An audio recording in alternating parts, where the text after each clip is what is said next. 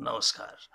आपका अपने चैनल में फिर एक बार स्वागत करता हूं और आज माध्यमिक स्तर के विद्यार्थियों की बात कर रहे हैं और ख़ास तौर से वे विद्यार्थी जिन्होंने मनोविज्ञान विषय लिया हुआ है। तो कई बार हमारे मन में ऐसा प्रश्न आता है कि हम सीखते कैसे हैं, हाउ डू वी लर्न, सीखते कैसे हैं। तो सीखने का जहाँ तक प्रश्न है, ये दरअसल हमारे पास 5 ज्ञानेंद्रियाँ हैं और जिनको कि हम आँख, कान, नाक, जीभ और त्वचा के नाम से जानते हैं। और इन 5 ज्ञानेंद्रियों के माध्यम से ही हम दुनिया के बारे में तमाम सूचनाएँ ग्रहण करते हैं। तो सूचना ग्रहण करना, सूचना का प्रसंस्करण करना, इंफॉर्मेशन प्रोसेसिंग इसे अंग्रेजी में कहते हैं, इसको ही मुख्य रूप से सीखने के तौर पर हम प्रयोग करते हैं।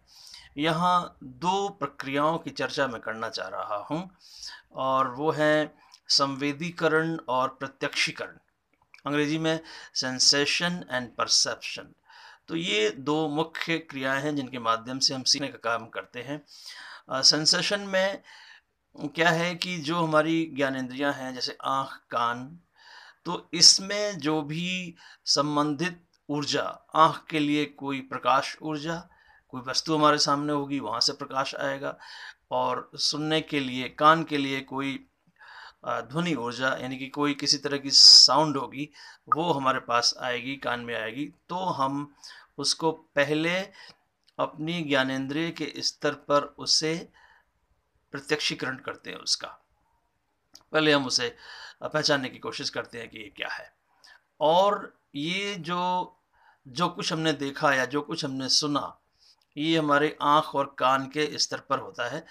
फिर इसके आगे आँख से एक संदेशा और कान से एक संदेशा अंतःकरण और रेटिना के जो पीछे का हिस्सा है, जैसे हम ऑप्टिक नर्व कहते हैं, उनके माध्यम से ये संदेशे ब्रेन में पहुंचते हैं, मस्तिष्क में पहुंचते हैं।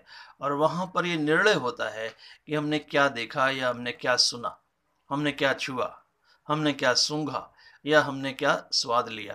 तो ये तमाम ज्ञानेंद्रियों के माध्यम से 2 प्रक्रियाएं, संवेदीकरण और प्रत्यक्षीकरण के द्वारा हम दुनिया की तमाम बातों को सीखते हैं। तो मुख्य रूप से 2 बातें, संवेदीकरण और प्रत्यक्षीकरण।